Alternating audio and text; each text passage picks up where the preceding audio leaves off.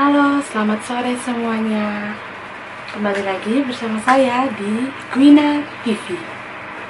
Halo Quensa, terima kasih karena kalian sudah klik video ini. Tapi jangan lupa ya klik tombol subscribe karena subscribe itu gratis dan tidak ada ruginya. So, selamat menonton, enjoy!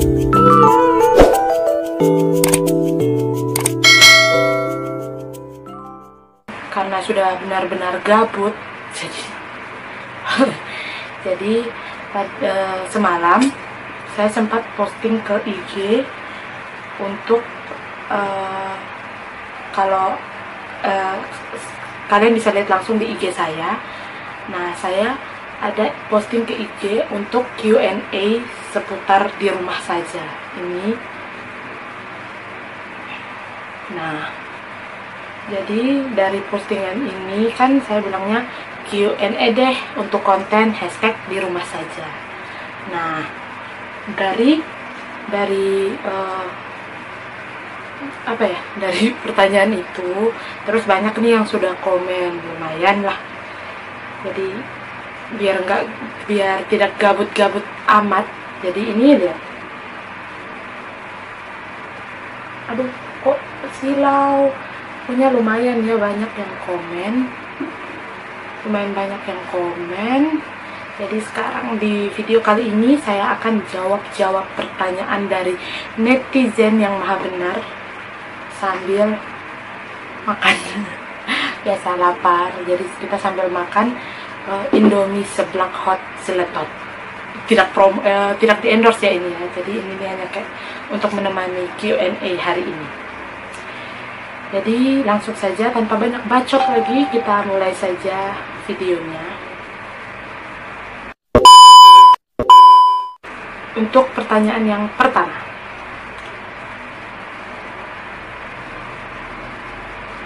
wow, pertanyaannya sangat-sangat itu ya. Kita pilih-pilih dulu ya.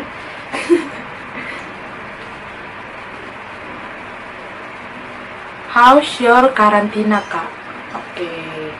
Bagaimana dengan karantina kami di Maumere?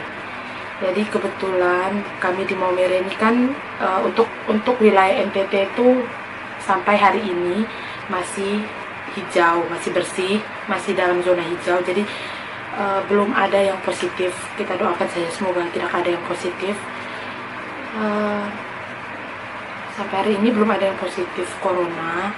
Jadi memang masih banyak sih yang ODP, ada juga PDP, tapi itu karena mereka baru datang dari tempat yang sudah ada wabahnya. Jadi saat mereka kembali seperti orang-orang yang pergi perjalanan dinas, orang-orang yang pergi baru pulang dari tanah rantauan, itu tuh pas masuk ke daerah NTT itu mereka masuk dalam daftar ODP semua, gitu. Jadi kalau bagaimana dengan karantinanya saya, jujur sebenarnya membosankan. Sangat membosankan. Karena saya kan kebetulan baru lulus kuliah juga kan. Nah, dari setelah lulus kuliah itu sampai hari ini kan belum kerja nih. Maksudnya masih di rumah saja. Jadi kayak tidak ada perubahan gitu. Kan harusnya dalam 2 minggu ini nih kami ada pengumuman untuk kelulusan di salah satu tempat kerja di Maumere. Harusnya ada pengumumannya, dan kalaupun lulus harusnya tuh sudah bisa mulai magang. Tapi karena dengan adanya corona ini, jadi semuanya ditunda karena kan mereka tidak mungkin melakukan perkumpulan untuk mengumpulkan kami kan. Jadi kami semuanya ditunda. Terus ya sebenarnya membosankan karena sudah setahun lebih saya cuma di rumah saja. Ya mau buat konten juga bingung mau buat konten apa, soalnya sendiri. Karena Marni juga tidak bisa datang karena dia juga kan sama-sama di karantina. Kita kan sama-sama lagi social distancing, jadi benar-benar di rumah masing-masing. Awalnya sih sebenarnya tidak terlalu kerasa ya, karena memang karantinanya sudah lama. Maksudnya di rumah saja itu sudah lama, sudah terbiasa begitu. Tapi kalau sebelum ini kan biarpun di rumah saja, tapi saya tuh masih bisa kayak pergi dengan Marni. Kalau misalnya kayak ada kepikiran bikin konten, keluar dengan Marni jalan. Atau kalau mau kunjung teman-teman tuh bisa begitu, pergi main-main ke rumahnya.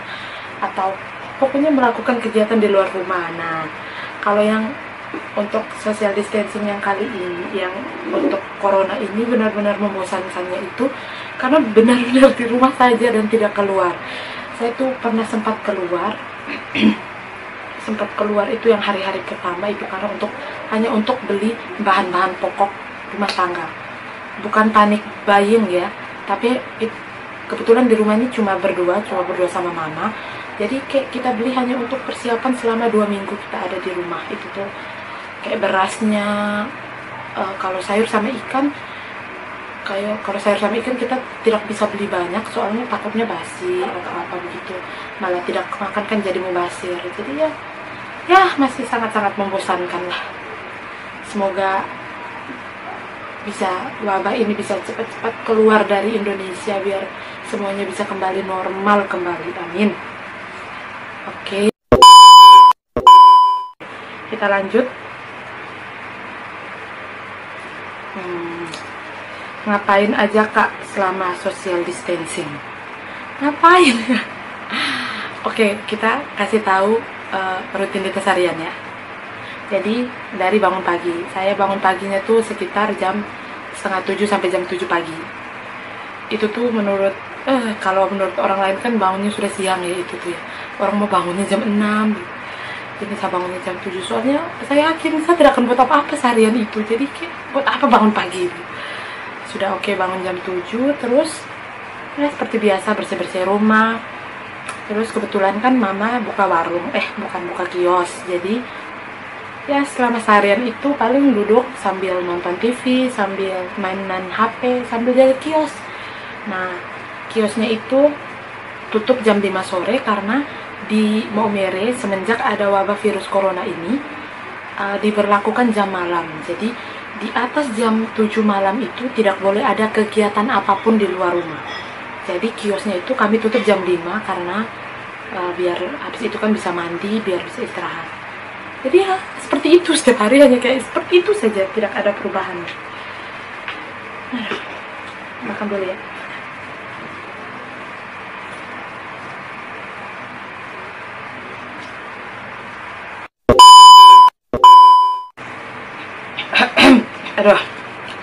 Aduh lupa ambil air lagi. Kakak, tell about kepercayaan. Astaga, saya kan suruh tanyanya soal apa? Social distancing, soal di rumah saja. Kenapa suruh saya berbicara soal kepercayaan? Oke. Kita bahas tentang kepercayaan. Kalau kepercayaan tuh, kalau menurut saya ya, ini menurut pandangan saya. Jadi kalau teman-teman punya pandangan lain ya terserah. Tapi kalau menurut pandangan saya itu kepercayaan itu sulit sekali untuk dijalankan sebenarnya. Bukan dijalankan, sulit untuk dibahas, untuk kita bahas sekarang. Tapi sebenarnya kepercayaan itu tuh gini. Jadi kalau misalnya apapun yang sudah dipercayakan kepada kita, apapun itu, mau cerita, untuk jaga barang, atau rahasia, atau apapun itu, jadi ataupun kepercayaan untuk kita menjaga hati, itu tuh kan bagian paling sensitif. Sakit. Jadi kalau misalnya sudah dikasih kepercayaan untuk menjaga, ya sebaiknya dijagalah ya kepercayaan itu. Soalnya kalau untuk mendapatkan kepercayaan orang tuh benar-benar tidak mudah. Jadi kalau kita sudah dipercayakan untuk menjaga, untuk kita sudah menjadi orang terpercaya, jadi tolong untuk jaga baik-baik itu kepercayaan. Karena kalau kepercayaan itu kita tidak jaga, resikonya itu ya kecewa. Pasti kita kecewa ya. Soalnya kalau misalnya kita sudah percaya ke orang, terus orang itu mengkhianati kepercayaan kita, ya pasti kita kecewa tuh pasti banget. Terus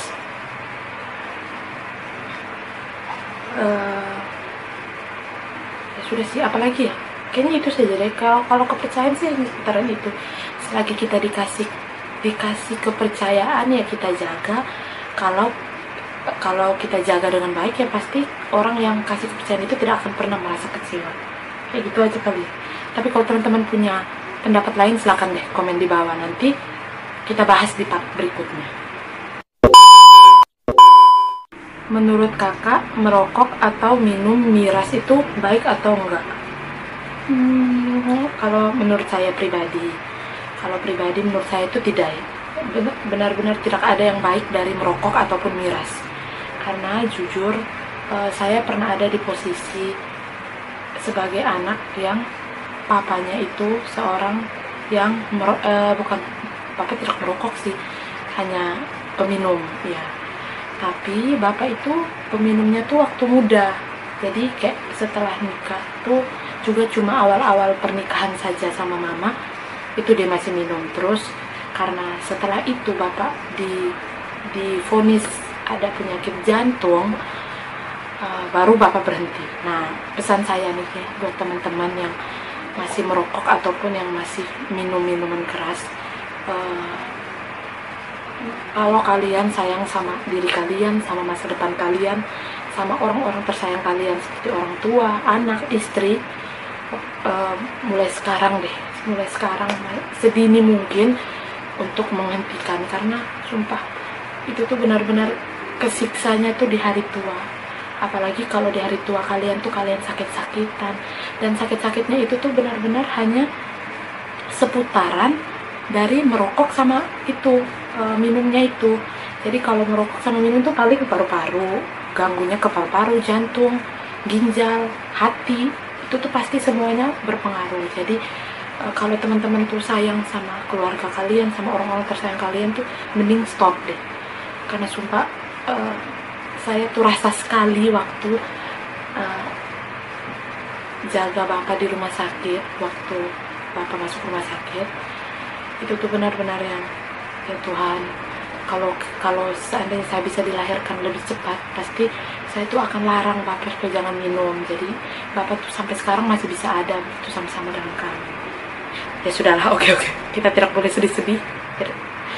Bapak sekarang sudah bahagia di surga. Jadi sekarang kita lanjut ke pertanyaan berikutnya. Oke, sekarang how about pacaran beda agama menurut kakak? Pacaran beda agama.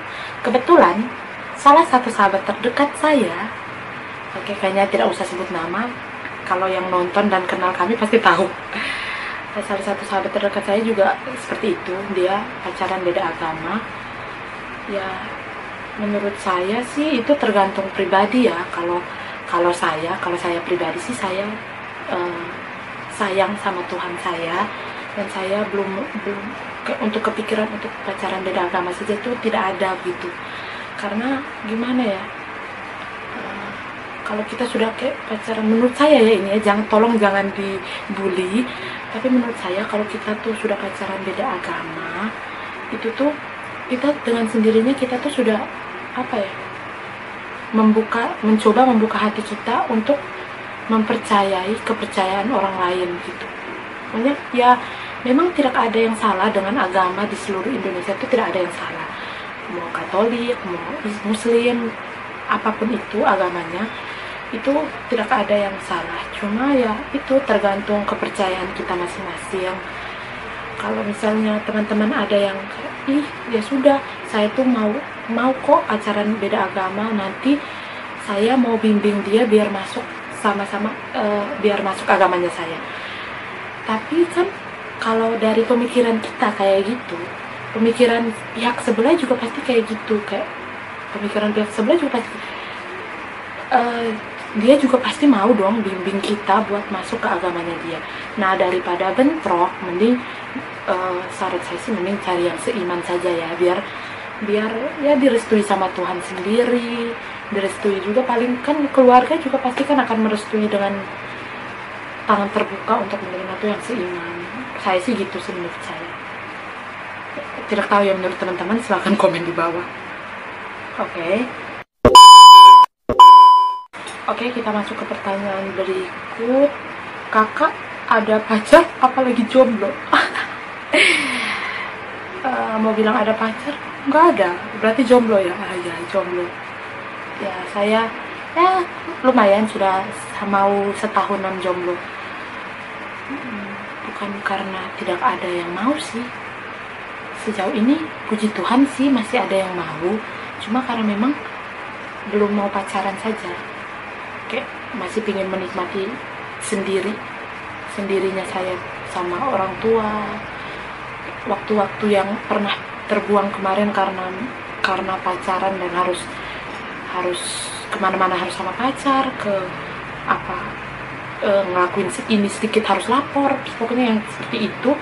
Jadi kayak saya lagi menikmati benar-benar waktu sendiri dengan orang tua, dengan kakak adik, dengan keluarga, dengan sahabat. Jadi kayak punya waktu sendiri saja sih untuk diri.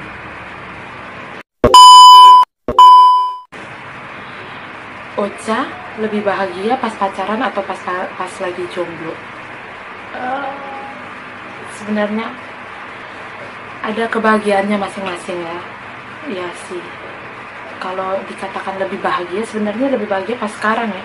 Soalnya pas pacaran tuh bukan apa ya, tapi semua yang kita lakukan tuh semuanya kayak harus kasih tahu, harus laporan, harus inilah, harus itu. Jadi kayak terkekang gitu tidak sih? Jadi ya kayaknya saya lebih bahagia sekarang deh, karena tidak ada yang ngatur-ngatur. Lebih ke begitu sih sebenarnya. Bahagia itu sederhana kok. Kalian bisa ngelakuin apapun yang kalian inginkan tanpa ada yang ngatur. Itu tuh bahagia banget. Bahagia sekali. Kakak, bagaimana caranya mengikhlaskan tanpa membenci? Itu kayak bertolak belakang tidak sih pertanyaannya? Namanya ya iya sih, kayaknya berat ya mengikhlaskan tanpa membenci. Wait, lapar. Bentar ya.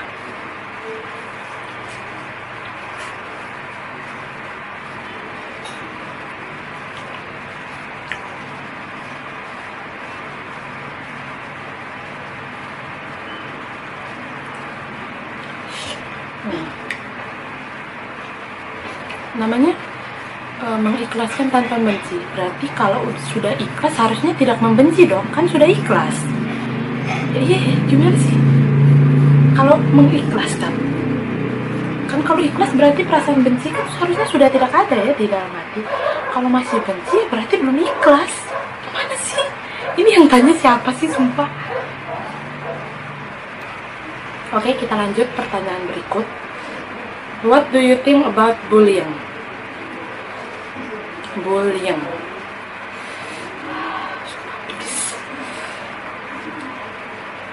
Bullying itu tidak ada yang cool ya, tidak ada yang keren dari bullying, tidak ada sedikit pun, sumpah. Menurut kalian apa sih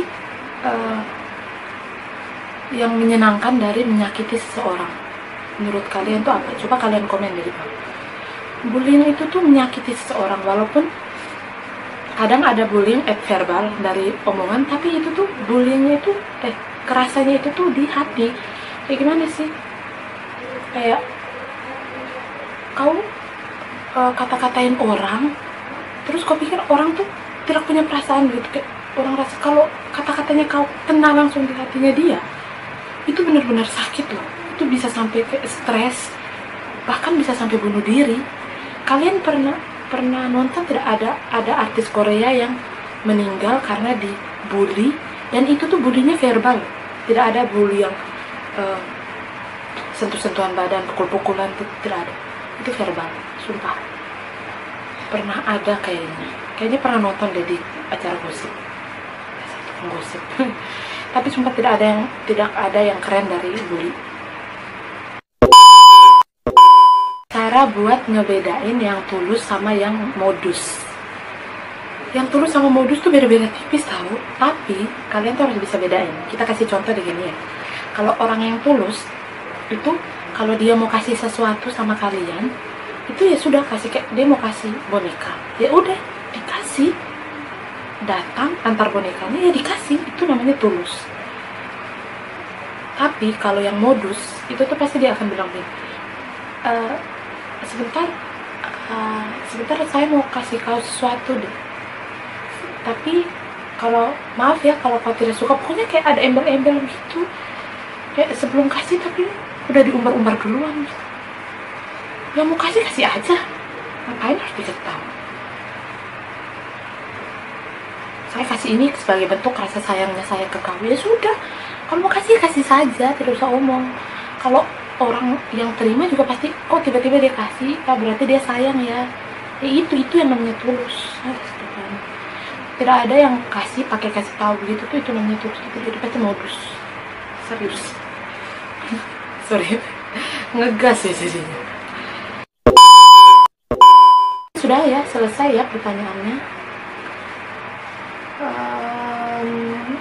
Ini kayak sebagian yang hanya kayak Kak PM dong, Kak fallback dong. Ya tolong follow dulu ya, pasti aku fallback dong kalau sudah kalian follow. Ya sudah follow saja ya, ini IG saya. Kalau kalian mau tanya-tanya nanti saya buka lagi untuk Q&A part kedua. Tapi bisa juga kalian komen di kolom komentar apa yang mau kalian tanyakan, kita bahas bareng-bareng di video ini, di vlognya saya. Ayolah biar saya rajin gitu upload video, atau kalian kasih saran saya buat video apa. Sumpah saya tuh pingin sekali buat video sebenarnya, karena kayak tidak ada yang bisa diajak ngobrol. Mau ngobrol sama mama juga bosan, hari-hari keluar kamar lihat mukanya mama. Kayaknya hanya ketemu mama sih, jadi kayak benar-benar sudah bosan sekali saya di rumah. Jadi tolong ya teman-teman, kalau nonton video ini komen di bawah pertanyaan apa saja gitu, atau buat video apapun itu. Saya janji deh kalau kalian komen banyak, saya akan coba buatkan video. Aku mau buat tutorial masak gitu. Tapi harus belanja ya kalau masak yang ada deh begitu. Terserah kalian, pokoknya apapun itu tolong komen di bawah atau follow IG saya.